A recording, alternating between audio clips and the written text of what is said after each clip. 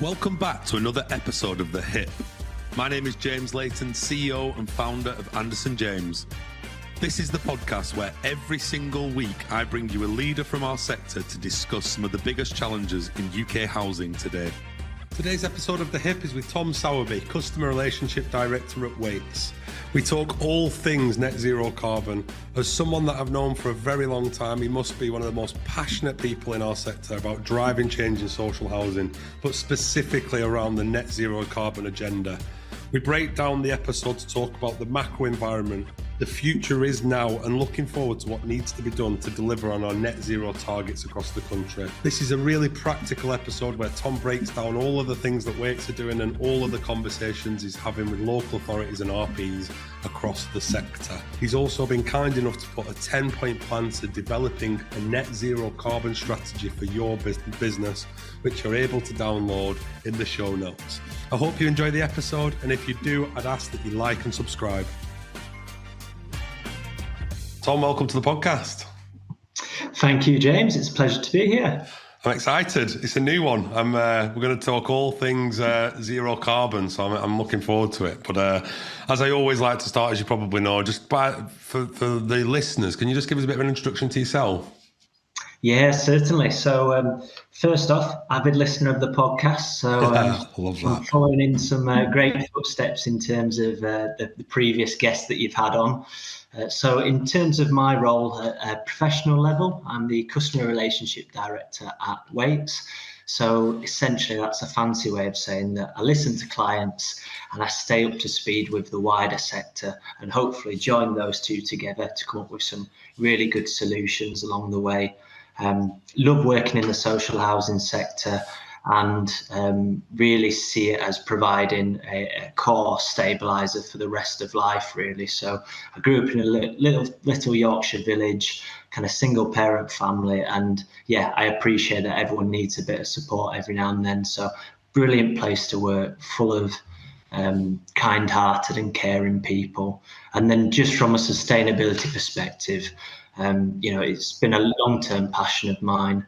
I was lucky enough to study at the Oxford University Environmental Change Institute, which really opened my eyes and ignited that passion in terms of net zero carbon. And then once I've moved into social housing, I can just see the potential that we have to really lead the rest of the country, to be honest, in terms of the wider housing sector. So two passions, social housing and sustainability. So I'm quite lucky that they've come together.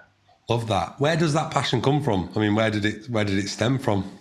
Yeah, so the sustainability side of things, I would say, is just the environment I grew up in. Countryside environment. I was allowed half an hour a day on the Xbox back in the day. that was it. Showing your age there for the good.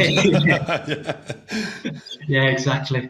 On the back of that, just always outdoors, always interacting with nature. And then I think just naturally as you grow up, you have certain interests. So I was going to go down another route as a teenager.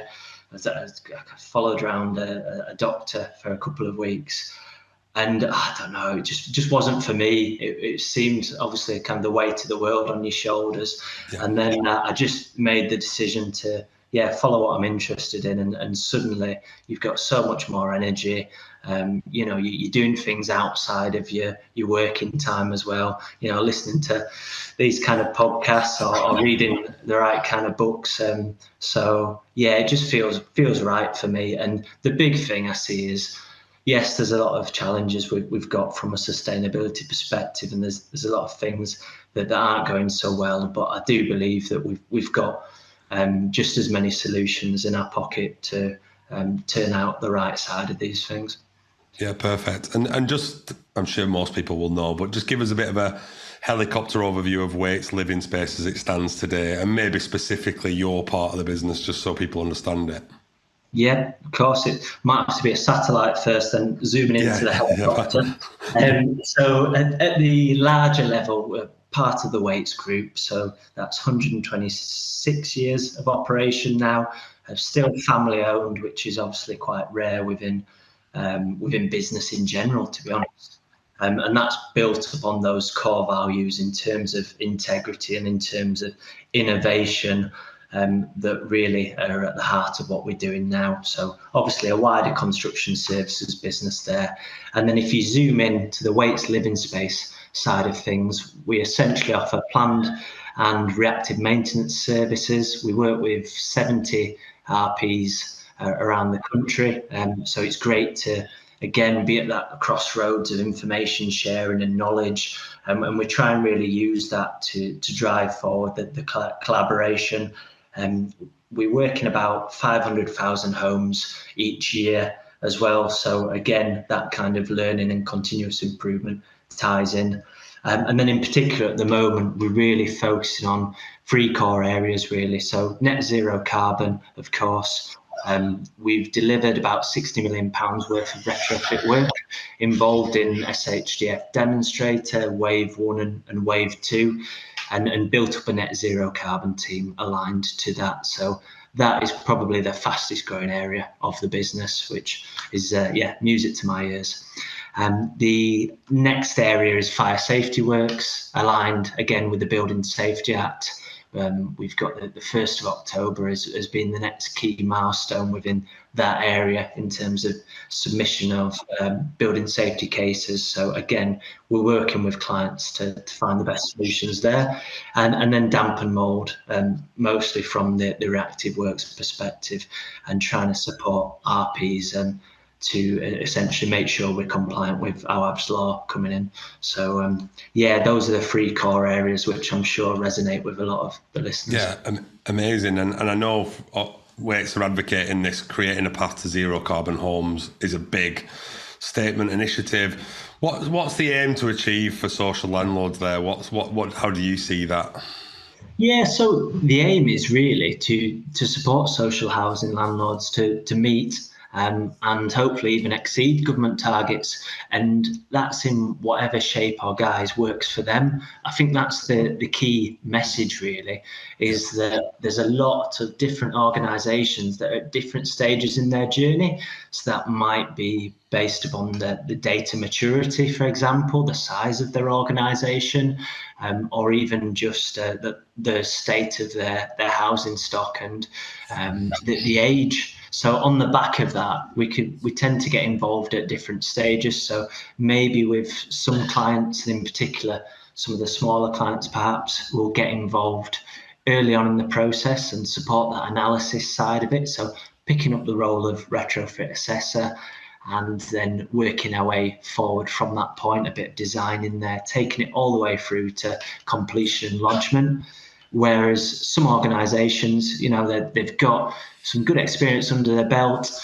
They might have a small net zero carbon team of their own, which is brilliant, and we can just slot into that process as a retrofit installer. So there's different options for different clients in that sense.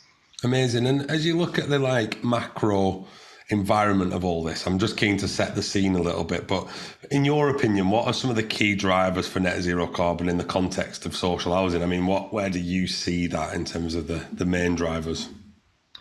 So first off, I'd say the government impetus has got to be driving the sector at the fore. The key target within social housing, as we're all aware, is that EPCC by 2030. Yep. I would say if you take a step back and, as you say, that macro environment, look at the government's overall ambitions. The government sees, in my opinion, social housing as quite low-hanging fruit within the housing sector. So that's why we've got that 3.7 billion, I think, in terms of SHDF funding allocated to the sector. And as a result of that, we can fast track some of the lessons learned. We can show off some of the benefits of the installations and really kick on from there. And from that, we'll build up enough momentum to trigger the private sector. So I believe that's the role of social housing through the government lens, which again is an exciting place to be. You want to be at the forefront and leading the way. And then within social housing, I think for everyone involved in social housing, it goes without saying, the most important aspect is the fuel poverty. we're looking at it's shocking in 2023.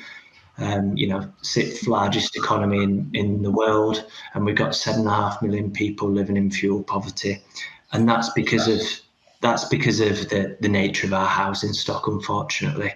We've got the leakiest housing stock in Europe. If you were to heat a home in Germany and a home in the UK, the home in the UK would lose the heat 3 times faster than the home in Germany, and that's shocking. I know I listened to Dave Richmond on your podcast a few weeks ago, and he told some really harrowing stories from his experiences. But again, for me, if we flip that on its head, what a great thing to be involved in terms of turning those stories around and really helping people when they need it. So fuel poverty, standing out by a country mile in terms of as a driver. And then the final few, I'd just say, damp and mould is obviously high up the agenda, as it quite rightly should be. Damp and mould stems a lot from those cold wall environments where you get condensation, and then as a result of that, you get the mould. So again, the retrofit is an interlocking solution in that sense. Yeah. And then the final one is that, for me, the moral imperative. As I've said, there's a lot of great people working in social housing. I'd quite happily go out for a drink with all the people we engage and work with, and there's a shared moral impetus, I believe, in that sense. That 10 of the hottest years on record, I think, from a global perspective, have been since 2010. We're seeing that play out in terms of flooding, in terms of fires and other extreme events. So let's do our bit. Let's lead from a global stage as well in terms of what we're doing, and then share those messages and those lessons on an international level. So yeah, perfect. Really well put. I think interesting, the Germany thing. I didn't know that. So what is the lessons learned for things that we're building today? Have we fixed that for the future? Because I presume, what's the reason why German homes are more efficient than ours? Is it materials or what? Yeah. Big question that, James. I would simplify the answer. I'm sure there's a lot more nuances, but I'd simplify it to that we've got the oldest housing stock in Europe. Okay. So you're looking at pre-war housing stock. You're looking at that non-traditional kind of housing stock after the wars. And to be honest, with the Future Home Standard that's been implemented in recent years, we're in a good place in terms of new builds. But there's a stat that's banded around, and probably worked out. I quite like my stats by now.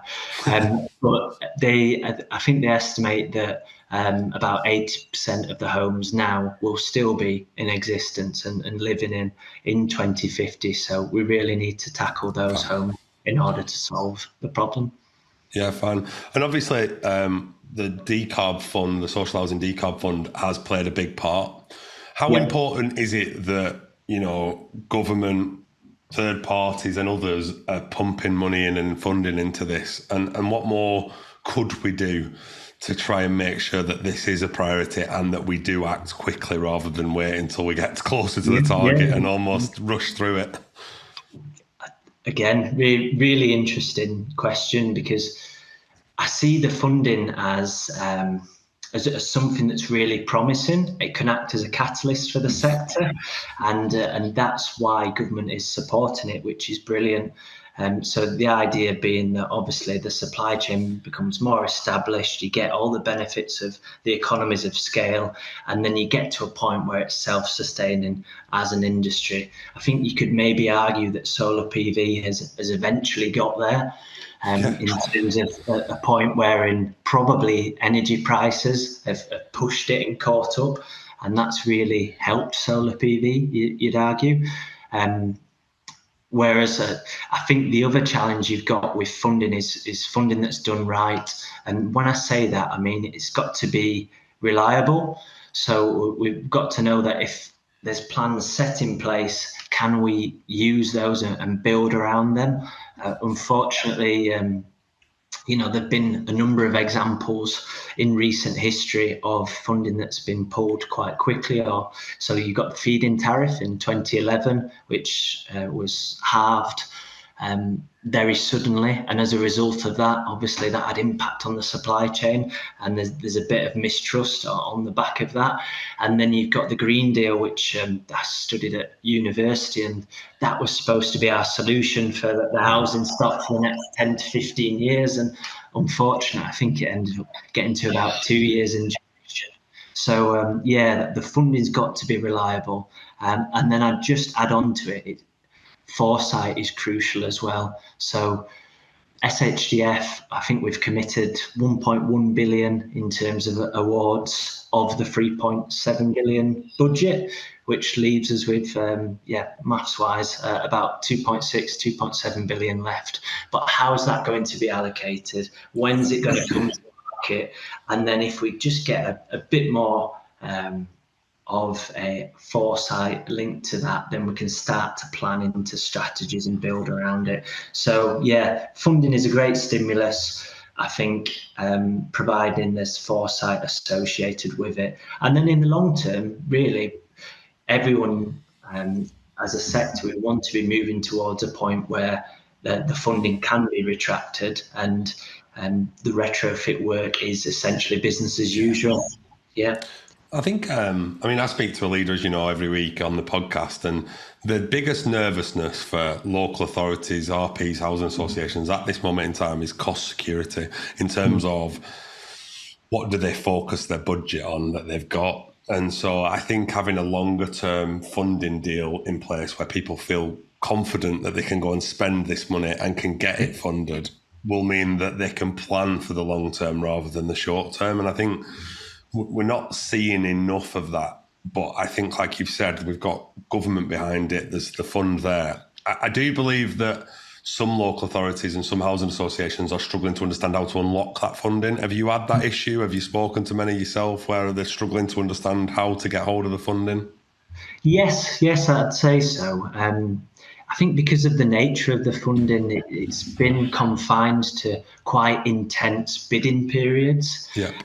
And when you get to those periods, I come from a procurement background as well, but you really need to kind of drop everything, focus on it, and have quite a coordinated approach to meet the relevant requirements. So that's where, for me, the foresight kicks in, that if you know that funding window is going to come well in advance, you can start to prepare. And the big driving point is making sure that you've got some really accurate data to back up all your planning. And then essentially you'll be pulling that together. You might work with some external partners to really undertake the feasibility assessment. How much is it going to cost? How much carbon am I going to save? Which properties are the best to choose?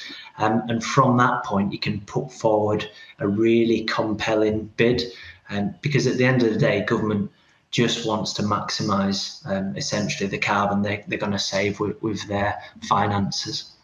Yeah, fair enough. And how big of a role do residents play in this for the local authorities in terms of, like, the buy-in's a key issue, isn't it? I mean, the buy-in for having those tough conversations with communities around cost of climate change versus the cost of mitigation, I suppose. How do we have those conversations, and what's the best way of presenting that and educating residents on what's coming? Well, firstly, that residents is crucial to the whole process in general, and that's something that really I think stands out within social housing. So we're right, needs to be front and centre of the planning. In terms of that resident engagement piece, I try to avoid these cliches, but no one size fits all that. But there's a very diverse resident base, and it's up to us as a sector, as contractors, and as housing associations to really cater for those different mediums in terms of engagement. Whether that's a digital platform for some residents, it's knocking on the door face to face for others. Some of the key things that have really worked from our perspective, I would say, though, as that idea of resident champions. So undertaking the work first within one property, and then that resident is obviously infused by the work. You can capture the benefits via post-monitoring kind of technologies, and then you can build up a really influential case study that can be used to get other residents on side.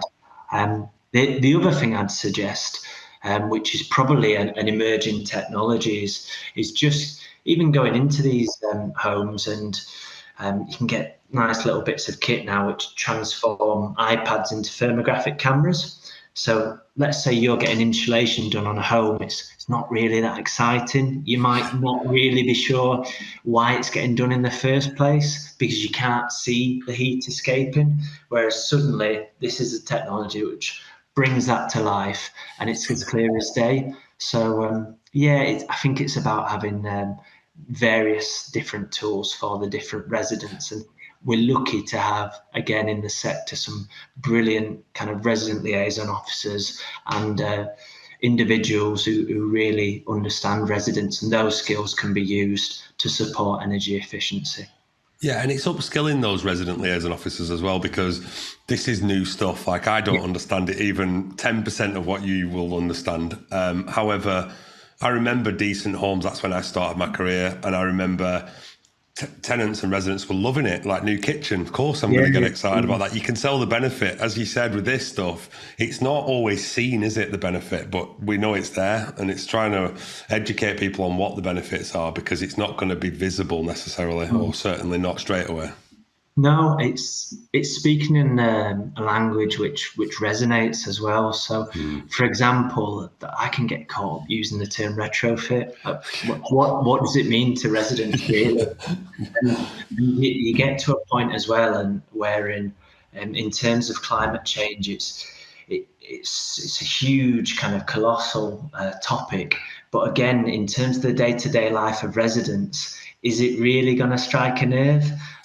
It's probably quite low down the agenda of priorities, but suddenly if you're talking in a language of, cost savings on energy bills, or even the comfort of a property, and just saying things that really matter to residents, and I think that's crucial. And there's various elements of training. There's carbon literate training that a lot of resident-facing staff can go on, which is a starting point. And also, let's get the residents training us as well. Let's just stop trying to, just imagine that we know what the residents want to hear and what matters. Get involved in the resident forums, invite residents in to really help in terms of developing an approach which really strikes a nerve. And as a result, you get better access, you stick to your program, more cost efficient work as well, and you get more work done. So, Are you finding any particular tactics working well at the moment? Just thinking from a really granular level for a minute, but are you finding, everyone's talking fabric first and all these different things, but what are you seeing in the market in terms of some of the tactics that are really working to improve the efficiency of homes? Yeah, so again, quite fascinating in that sense. So if I take a step back and look at SHDF in terms of each of its phases, as a broad stroke summary, I'd say the demonstrator phase was, as the name suggests, it was quite exciting. It was trialing new technologies, or let's throw different measures on a house and monitor, which is great, and that's why it was there, albeit it was a smaller pot. I think wave one, if I was gonna again summarise, I'd probably say that the main measures were EWI related.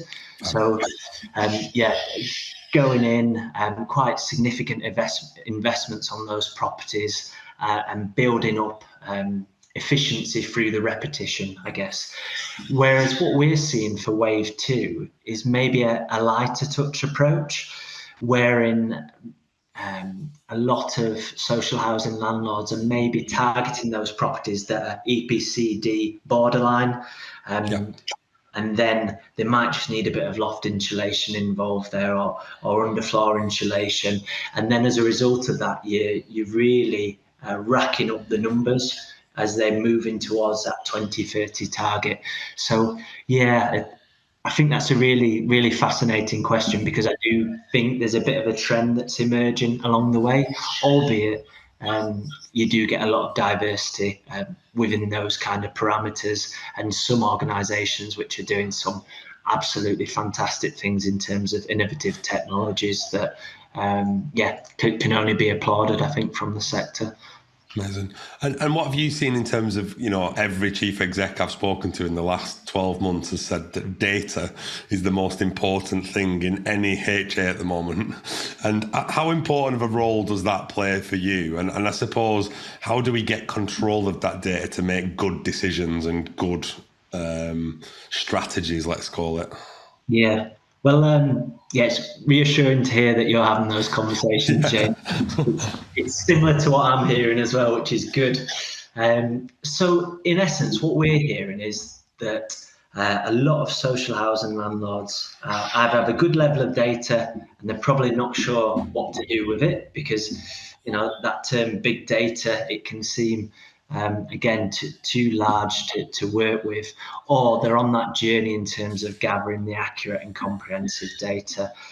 Ultimately, what that data will enable you to do is to really control your destiny and set up a structure and a flexibility that will plot that course to net zero carbon. So essentially, you'll pull the data together. That will give you a really great base to undertake an options appraisal.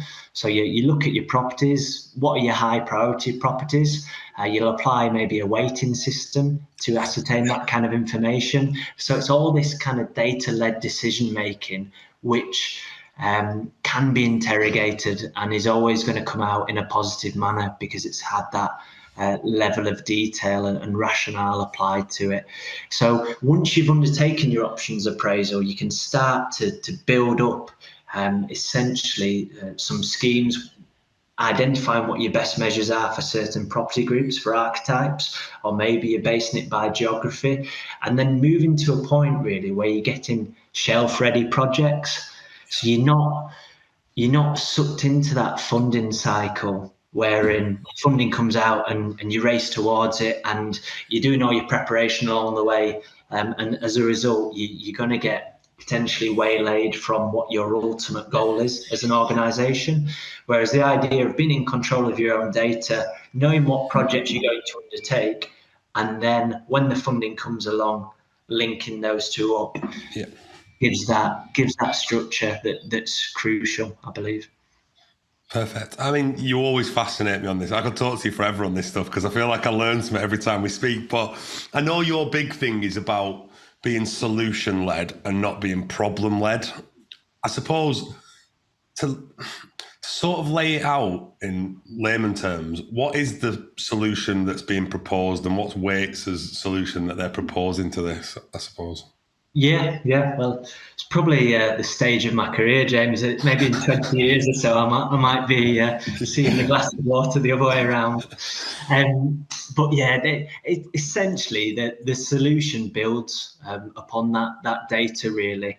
And the goal of Wates, as I say, is to provide a full solution to a range of housing associations. The big focus is building a strategy that will stand the test of time, really, with a 10, 15-year view.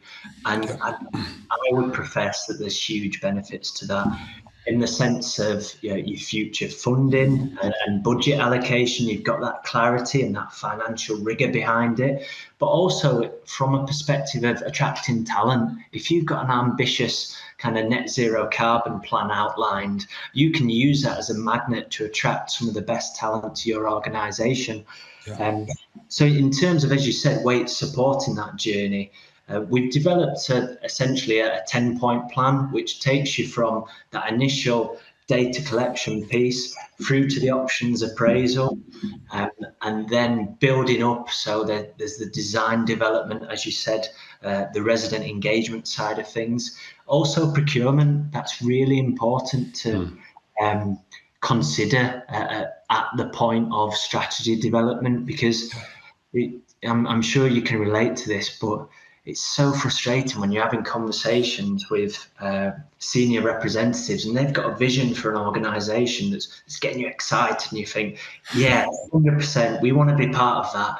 And then you see the procurement come out and it's quite a rigid, traditional approach. It might be kind of heavily weighted towards price instead of the quality and the skills aspect. And then it's not quite aligned from that side. So I would really emphasize the importance of joining up between that direction of travel and the procurement. So essentially you're getting what you want. And then the final points, and then I'll stop for breath, is moving along the way to retrofit, installation, and the final lodgement in terms of all the relevant data to obtain the funding. And from that point, you circle back round to the data side because you undertake an appraisal, you understand what went well with the project, areas for improvement, and that feeds into how you work going forward. So we're going to send across a bit of a process map, which anyone that's interested can, I'm sure, download from. I'll put it on the notes and stuff, and people can download it. That's great. I mean, from some of the stuff that you've done already in the sector, what's some of them insights been from some of the data you've captured? Is there anything in particular and any trends that you've seen from the big data that comes out the back of some of these projects that have been interesting? I'd say the big trend that we're seeing is probably the divergence between the data on paper and then, unfortunately, when you go into the property. Right. So essentially, from that side of things, whether that's because an archetype approach has been undertaken and assumptions have been made in terms of desktop audits that don't quite align to when you actually get into the property, or the assessments themselves are maybe outdated just because additional work's been done to those properties. So I'd say that's the big trend that we're seeing at the moment is probably a need to double down on the accuracy of that data. And as a result of that, you get the benefits in terms of the cost surety of you bid this work at £4 million and you're delivering it at 4 million rather than you go to the properties and it ratchets up, which nobody wants. Yeah.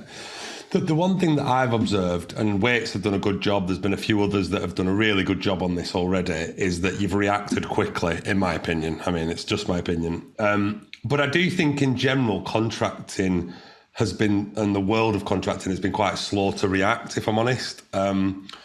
And I think I've got some ideas and I'll share, but what do you think the reason for that is in terms of why do you think we are so slow to react as a contracting world sometimes to these things, especially this? Yeah, it's again, an interesting one.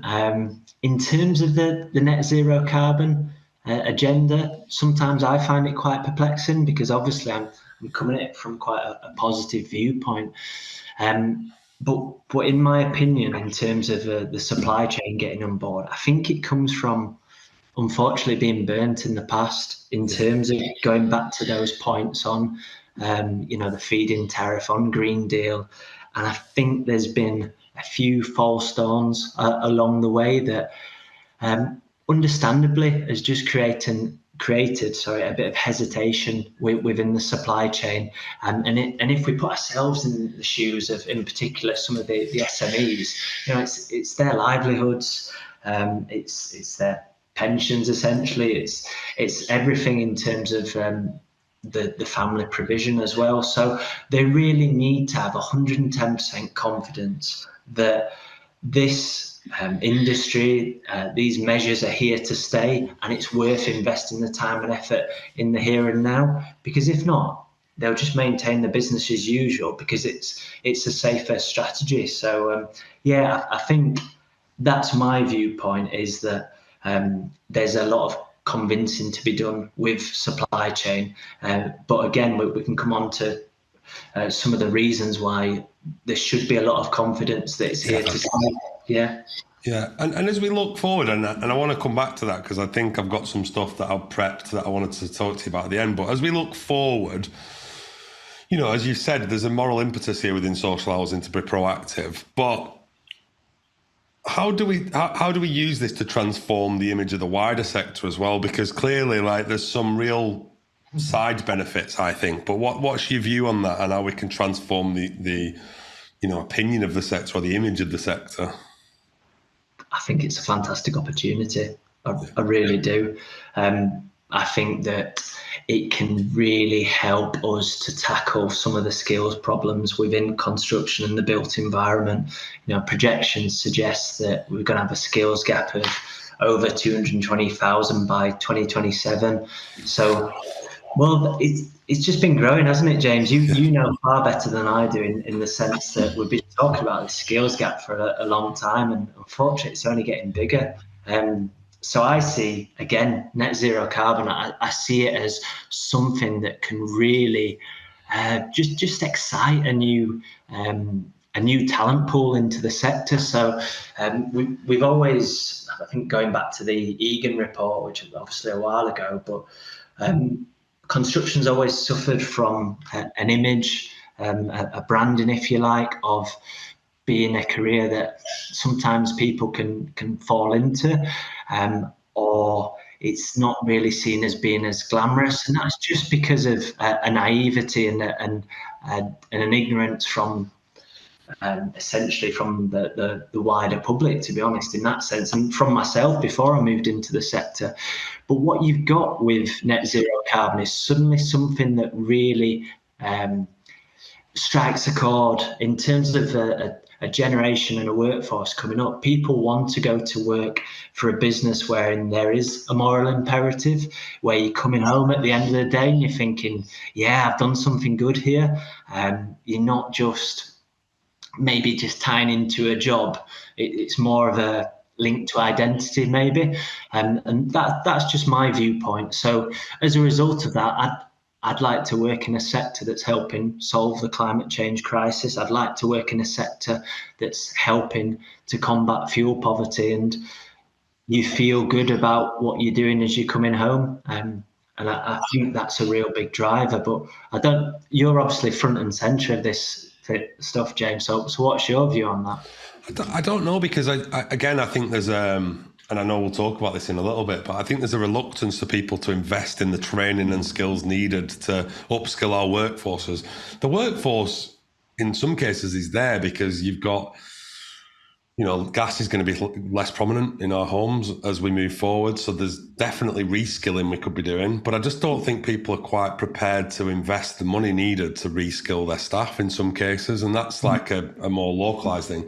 I think what I'm seeing that's interesting on the retrofit stuff is that there's a lot of academies being set up, and there's a lot of training centres, and there's a lot of funding. And you look, it's exciting time to be part of this sector. My view is that it's probably the most exciting time I've worked in this sector, and I've done 15 years. We are actually creating some physical change in the society, which is important. The only thing that makes me nervous is, do we honestly have the skills available? And I'd love to know what your view on this is how deep is the skills shortage if we just look at net zero carbon as a sector or as a marketplace?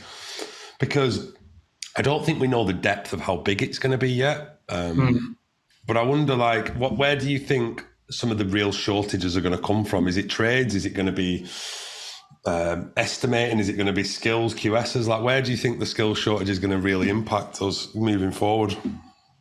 Yeah, I'd have to agree in the sense that the skills shortage is a real challenge that the industry needs to overcome. I think at the moment, unfortunately, some of the skills shortage is driven by the cyclical nature of the funding cycles tied in with SHDF.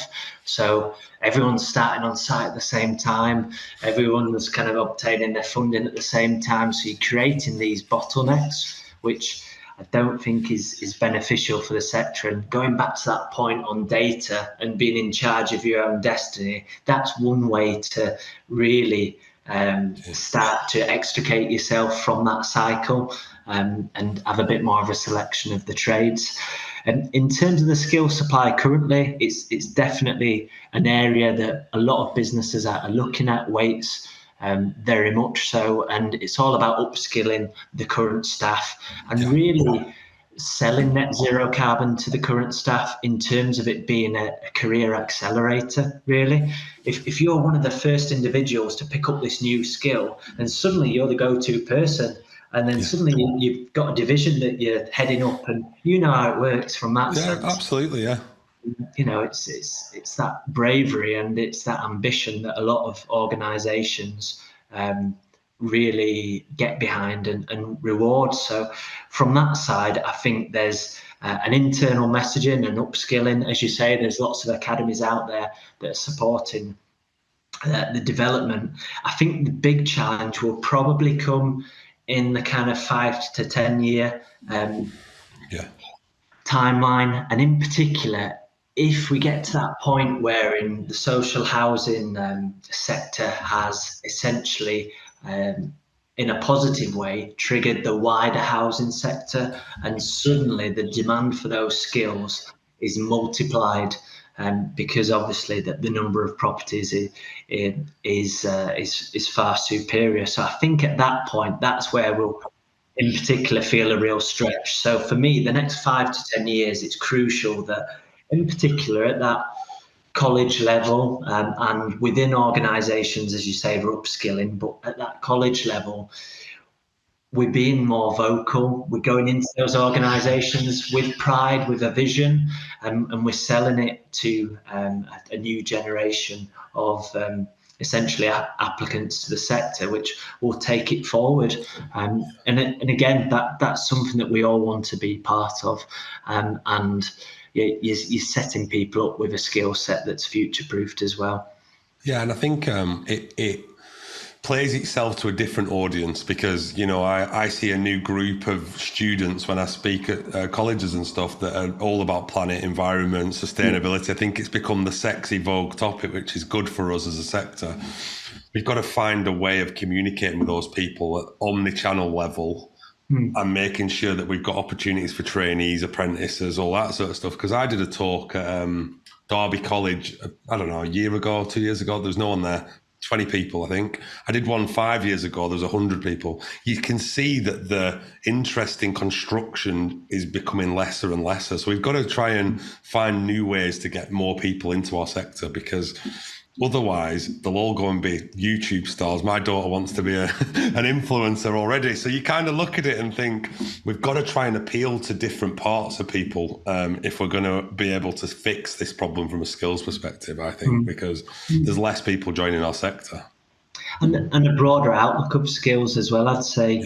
You know, there's a lot of what you might term in terms of office skills, the retrofit assessor, the retrofit designer roles that are maybe more leaning towards those academic skill sets in a way that previously construction was maybe more practically focused. So in terms of the applicants, there's a role for everyone that comes in.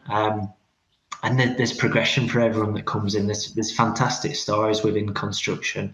And my wife's a teacher, so every now and then I kind of go into the schools and again convey that message. And I feel like it's getting a bit more traction in play. But as you say, there's always traditional roles which are probably just linked to status. And I think construction, 100%, I believe that we just need to be, not just, but we need to be more proud of what we're doing. We need to puff our chests out. Some of the problems that we're taking on are fantastic and phenomenal in terms of the efforts. And let's shout about it rather than maybe being a bit too modest and just keeping our heads down, because that's what excites people, in my opinion. No, I agree. And what about supply chain? You know, we don't often talk about supply chain on the podcast, but are they ready to deliver this? What are Wates doing to help give supply chain confidence, firstly, to go and invest in upskilling their staff? But secondly, are they ready to do this, do you think? So in terms of breaking that one down, you're right that the supply chain need to know what's happening a few steps ahead, essentially. So it's in terms of sharing that pipeline of upcoming projects, the technologies and measures that are going to be incorporated, and then really just welcoming the SMEs on board in terms of internal training as well. And that's the great thing about things like these webinars and digital learning, is that suddenly you can engage a much larger number of people just at a click of a button. And to be fair, that's something that Wates have really committed to. And in terms of that supply chain engagement, have developed a good infrastructure to support as well. And also just sharing expertise. So as a business, 1.9 billion turnover, it enables us to have that net zero carbon team, and it enables us to start to build up these low carbon career paths and things like that in a way that smaller organizations aren't able to invest. So we need to share that learning, and we do, in terms of, okay, you want to install heat pumps. Well, as a result of that, yep, you're an electrician. Here are some of the qualifications along the way that you need to accumulate to get there. Because if not, then it can be a bit of a minefield. And realistically, smaller organizations don't have the time to undertake that research or sometimes the confidence to plot out those journeys. In terms of the second part of your question, is the supply chain ready? I think the positive is that we've had the demonstrator phase and we've had wave 1. We're rolling nicely into wave 2. So I believe that the trades that we have are well experienced now in terms of understanding how to install these measures and to achieve the coefficient of performance. So essentially, is the technology working in the way that the design, the optimum design outlines? So I believe that the supply chain is doing that, but we just need to layer on, as you say, that the next level of supply chain, and that might come from upskilling people who work within another sector, or it might just come from hopefully recruiting and building up the supply chain and the pool of diverse talent coming into the sector as well. I know it's a whole different podcast on its own, but the EDI and measures are crucial just to get some new ideas and some vibrancy and really broaden out the skill pool for our sector, and will only flourish as a result of that. Yeah, it's really great. And as a closing thought, and what I wanted to end with was just around, is this a wave? Is this here to stay now? I know you're really passionate about this subject, but for me, I believe it is, and I believe we've got evidence to support that. But what's your view? Because clearly we've got to get people to a place of confidence so that we can really kick on now. But what's your view? Because we've seen a few false starts, let's call them. But I do believe this is for good now, and we are going to be absolutely cementing our future this way. Where do you stand on it, and what's your kind of final view on it? Because clearly we want to build the confidence in our sector. Yeah, definitely. So ultimately, this is tied into the Climate Change Act, which is internationally binding law that the UK has signed up to. So whichever government comes into power, we are motoring on in that direction. There's a range of carbon budgets every 5 years that sets out a pathway along that route as well. So I believe that should give us confidence that there is that stability, and there's a government-led pathway along the road to net zero carbon, regardless of whatever happens in potentially January 2025 in terms of a Labour or Conservative government. As I've said, the current Conservative government, you're looking at, I think that there's that 2.6 billion left in the SHDF funding pot, which is great to have there to stimulate the market. If you look at Labour, they've not specified, I don't believe, social housing, but the wider housing sector, they've committed to £6 billion worth of retrofit funding every year. So regardless of the outcome, there's going to be that funding available that's going to continue to propel the sector forward.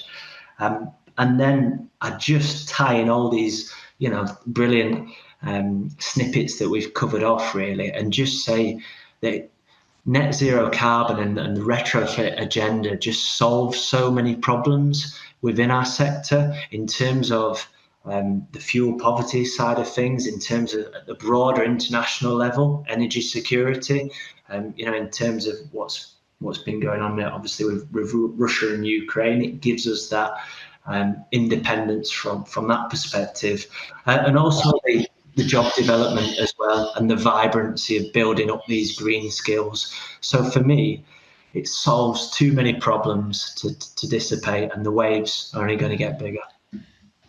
What a great way to finish. I think if we've got more people like you coming through in this sector, mate, I think we'll be in good hands in the future. But certainly, I know we're going to put something on, which we've not done before, but we're going to put some sort of a plan or strategy or 10-point plan on the episode so people can download it. But if people do want to speak to you, because you're obviously a fountain of knowledge in this area, how do they reach you? LinkedIn the best? Email? What's the best way for them to reach out and contact you?